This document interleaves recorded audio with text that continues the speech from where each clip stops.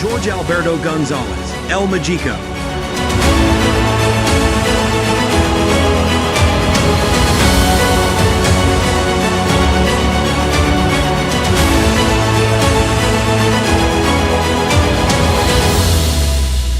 Jorge Mágico González is often regarded as the greatest player in Confederation of North, Central America and Caribbean Association football record, owing to his accomplishments and reputation. It is not an exaggeration to say that he may have even started playing for PSG and could have replaced our very own Maradona. But what stopped him? Let's find out.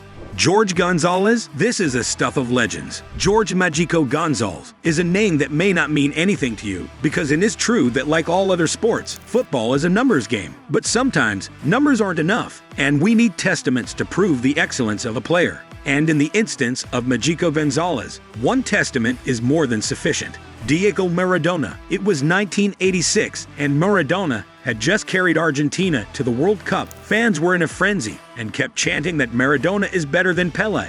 But what Maradona said next still remains one of the biggest mysteries in the history of the sport. He said that these fans don't know that there is a player even better than him and Pelé, and it is Jorge González El Mágico. He was born in San Salvador, El Salvador's capital city. He made his professional debut as a forward with Antel. It was a Salvadoran club that folded in 2007 due to financial problems. Under Mágico González, the team competed in La Liga Mayor, the top-tier competition in Central America. He began playing in the Salvadoran Professional League in 1975. At the age of 17, González played a season with Independiente, already a national sensation.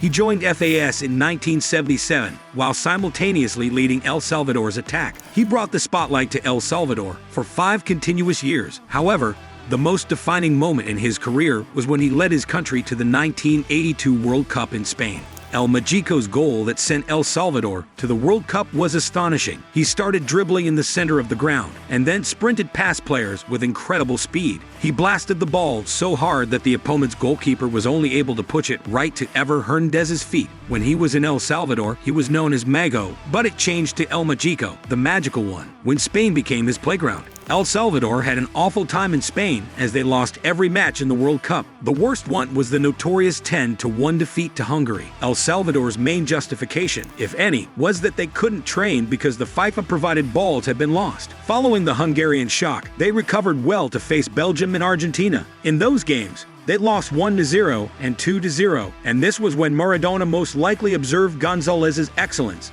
specifically when the defending South African champions played La Selecta in Alicante. However, once the tournament was over, several European football teams expressed interest in signing El Mágico. Jorge's character started to go downhill once the clubs started to desire him. He was even sought after by European clubs, but he sabotaged a signing with PSG by failing to attend the final meeting. He ended up in Spain's second-tier club, but it was the best thing that could happen to him because El Mágico was born to play in Cádiz, where he could lead a completely carefree life. He became a fan favorite because of his impressive tricks and goals. Jorge was a star on the soccer field in Spain, but he shined even brighter at night. He ruled the Cádiz nightlife and was notorious for his enjoyment of the nightlife and vulgarity. His skill could not compensate for his lack of discipline. Still, the people adored him and applauded him every weekend when he nailed it in the field. His on-field performances attracted him to the Cádiz supporters sufficiently that they disregarded his minor violations. He concluded his debut season with 33 games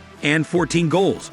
Jorge helped Cádiz CF reach the top tier of Spanish football. Cádiz even went to the United States, and González was the main attraction. Unfortunately, even with the sensational El Mágico on the team, Cádiz was relegated once again. However, the primary highlight of the occasion was when the legendary Diego Maradona, who subsequently declared that the Salvadoran was, without a doubt, amongst the greatest 10 players I have ever seen play in all my life. PSG, Atalanta BC, ATF Fiorentina, and UC were all interested in signing him, but El Mágico passed up these once-in-a-lifetime opportunities. During a prior-to-the-season trip with the team in the United States, he stayed in his hotel with an American female as fire alarms went off. When asked about the event, he displayed his typical sarcasm. He simply stated, "I never leave things halfway done." He later returned to Cádiz, but was not taken in back, and he was quickly transferred out to Valladolid in 1985. This happened because of his disagreements with their manager Benito Jonet. However, he didn't get along with Valladolid either, and after only 9 games, he returned to Cádiz around a year later, where he knew the fans loved him. However, this time, it was a guarantee because he was paid according to the number of games he played. And strangely enough,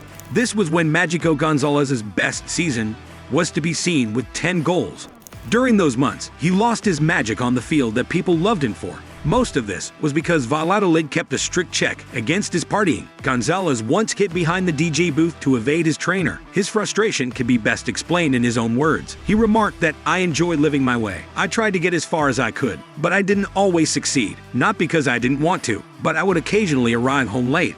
Occasionally, I'd be caught walking about at the wrong hour, but it looked negatively on me as a footballer, especially given that I was foreign and a serial offender. I came from amateur football and used to wonder why I was pressured so much." However, once he returned to Cádiz, he was shining once again and made his fans happy again. After returning to Cádiz, the team had to recruit one guy whose only responsibility was to be George's morning alarm. He kept on partying excessively.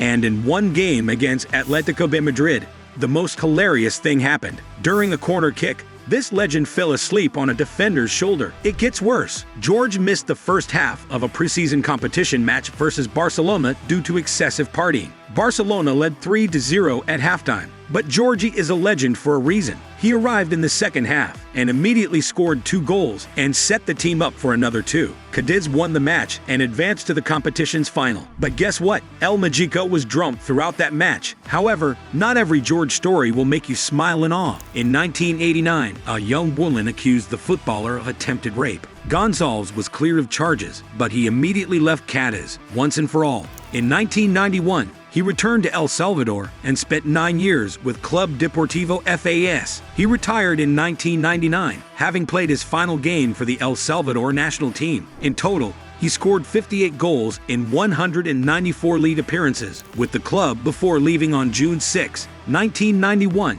at age 33. In 2001, Cádiz paid tribute to González with a testimonial match, the earnings of which went to the victims of El Salvador's earthquake. In 2003, there was awarded the government's highest honor, and a national stadium was named after him. Aside from Pelé and Maradona, Mágico possessed the most incredible ball-handling skills. In fact, he was just as adept as them at executing it. His signature move was called the Culebrita Machetera. It was a forerunner of the famous Ronaldinho's Elastico, which left defenders all across Spain looking silly.